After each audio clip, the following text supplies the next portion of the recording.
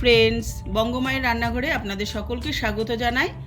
আজকে একটি ইউনিক পিঠে রেসিপি বানাবো, রাইস বল পিঠে।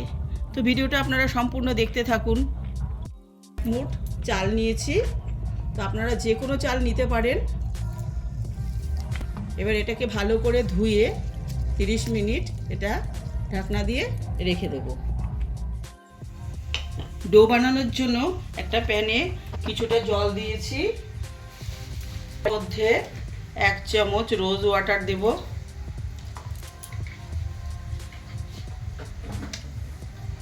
এবার এর মধ্যে আমি 1 বাটি চালের গুঁড়ো আর 2 চামচ ময়দা দিয়ে খুব ভালো করে এটাকে বয়েল করে নেব।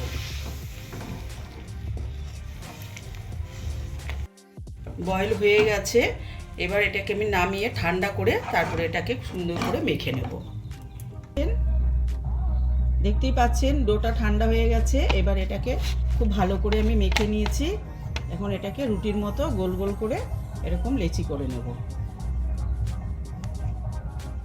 সন্দেশের এই যে ছানার পুর দিয়ে দিচ্ছি, আপনারা চাইলে নারকেল বা যে কোনো পুরই দিতে পারেন।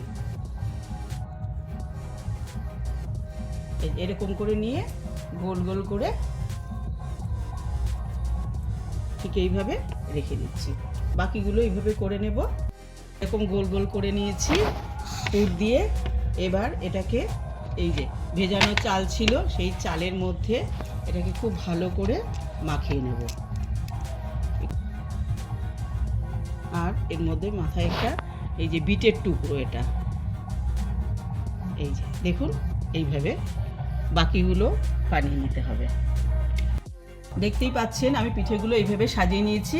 এবার এগুলোকে আমি ভাপিয়ে নেব। দেখতেই পাচ্ছেন আমি একটা গামলায় কিছুটা জল নিয়েছি, জলটা ফুটছে। এবার এর মধ্যে একটা ঝাঁঝরি গামলা নিয়েছি। এই রাইস বল পিঠেগুলোকে এর মধ্যে দিয়ে 10 থেকে 15 মিনিট লো ফ্লেমে আমি ভাপা করতে দেব। এবার এটাকে ভালো করে ঢাকনা দিয়ে 10 থেকে 15 মিনিট রেখে দেব। 10 মিনিট হয়ে গেছে, এবার চলুন দেখে নিই রাইস বল পিঠেগুলো কেমন লাগছে খেতে। আর ভালো লাগলে অবশ্যই কিন্তু লাইক শেয়ার কমেন্টস করবেন। রেডি রাইস বল পিঠে, আপনারা কিন্তু বাড়িতে অবশ্যই ট্রাই করবেন এই সুন্দর রেসিপিটা। আর ভালো লাগলে অবশ্যই লাইক শেয়ার কমেন্টস করবেন। যারা আমার চ্যানেলটি এখনও সাবস্ক্রাইব করেননি তারা অবশ্যই আমার চ্যানেলটি সাবস্ক্রাইব করবেন এরকম নতুন নতুন রেসিপি দেখার জন্য। আর এই সুন্দর রেসিপিটা সম্পূর্ণ দেখার জন্য অনেক ধন্যবাদ।